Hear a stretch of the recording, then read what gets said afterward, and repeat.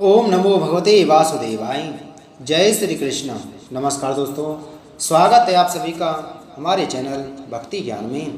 दोस्तों, आप सभी को कार्तिक मास की हार्दिक शुभकामनाएं।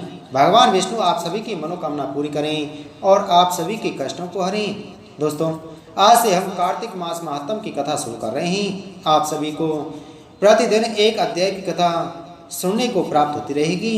आप सभी भक्तजन इस कथा को श्रद्धा पूर्वक नित्य प्रति सुने। भगवान विष्णु की आप पर विशेष कृपा प्राप्त होगी।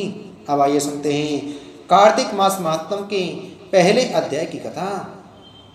नैमिषारण्य नीमसार तीर्थ में श्री सूत जी महाराज 88,000 शौनक आदि ऋषियों से बोले। अब मैं आपको कार्तिक महात्म की कथा विस्तार से सुनाता हूँ, जिसे सुनकर मनुष्य सब प्रकार के पापों से छूटकर अंत समय में बैकुंठ को प्राप्त होता है। सूत जी कहने लगे कि श्री कृष्ण जी से आज्ञा लेकर देवर्षि नारद चले गए। तब सत्यभामा प्रसन्न होकर लक्ष्मीपति भगवान से कहने लगी, हे नाथ, मैं धन्य हुई, मेरा जीवन सफल हुआ। मेरे जन्मदाता भी धन्य हैं, जिन्होंने मुझ जैसे त्रिलोक सुंदरी को जन्म दिया, जो आपकी 16 सहस्त्र स्त्रियों के मध्य में आपकी परम प्यारी हुई। मैंने वह कल्प वृक्ष आदि पुरुष आपके साथ नारद जी को विधि पूर्वक दान में दे दिया, परंतु वही कल्प वृक्ष मेरे घर में लहराया करता है, जिस बात को मृत्यु लोक में कोई भी स्त्री नहीं जानती। हे त्रिलोकीनाथ, हे मधुसूदन, मैं आपसे कुछ पूछना चाहती हूँ, जो आप मुझे प्रिय कहने की इच्छा रखते हैं, तो आप मुझे विस्तार पूर्वक कार्तिक महात्म की कथा सुनाओ, जिसे सुनकर मैं अपना हित करूं तथा जिसके करने से कल्प पर्यंत भी आप मुझसे विमुख न हो जाएं।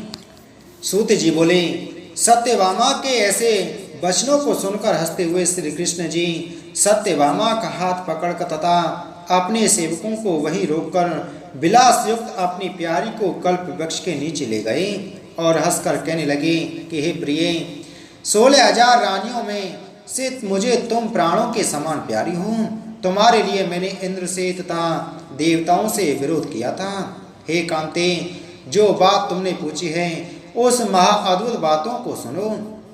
सूत जी बोले, एक दिन श्री कृष्ण भगवान ने सत्यभामा की प्रिय कामना के लिए गरुड़ पर सवार होकर इंद्रलोक जाकर कल्प वृक्ष मांगा। तब इंद्र के मना कर देने पर गरुड़ का इंद्र से घोर युद्ध हुआ और गौलोक में गरुड़ जी ने गौओं से युद्ध किया। गरुड़ की चोंच की चोट से उनके नाक, कान और पूंछ कट कट करके गिर पड़े।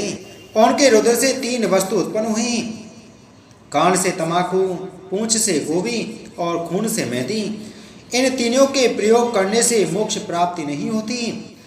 तब गौओं ने भी क्रोध में भरकर गरुड़ को मारा, जिससे उनके 3 पंख टूटकर गिर पड़े। इनके पहले पंख से नीलकंठ, दूसरे से मोर, तीसरे से चकवा चकवी उत्पन्न हुए। हे प्रिय, इनके दर्शन मात्र से ही शुभ फल की प्राप्ति होती है।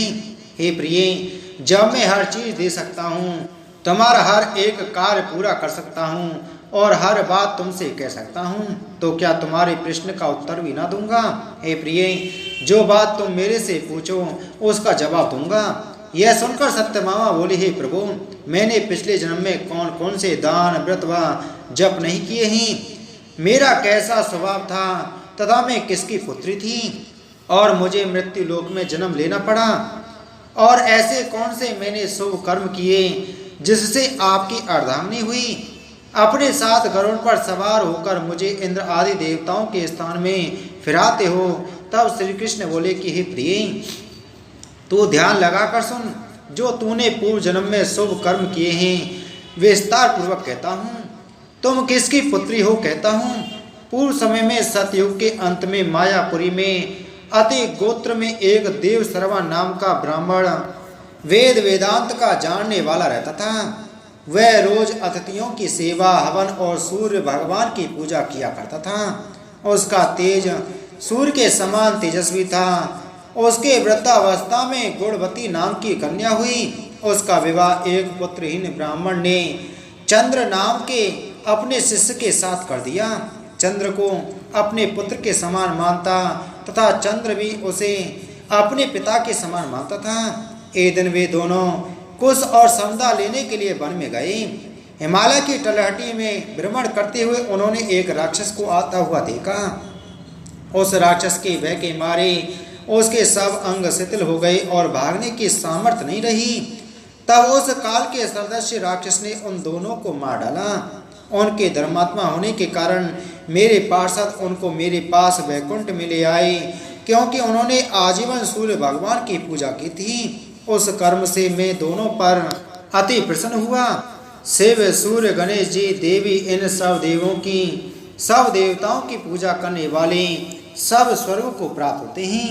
मैं एक होता हुआ भी काल और कर्मों के वेद से 5 प्रकार का होता हूँ। जैसे एक देवदत्त, पिता, भ्राता आदि नामों से बोला जाता है। जब वह दोनों विमान पर चढ़े हुए सूर्य के समान तेजस्वी, रूपवान, चंदन और माला धारण किए हुए मेरे भवन में आए, तो दिव्य स्त्री और चंदन आदि का भोग भोगने लगी। इति श्री कार्तिक मास महात्म प्रथम अध्याय संपूर्ण। बोलो कार्तिक मास महात्म की जय। बोलो विष्णु भगवान की जय।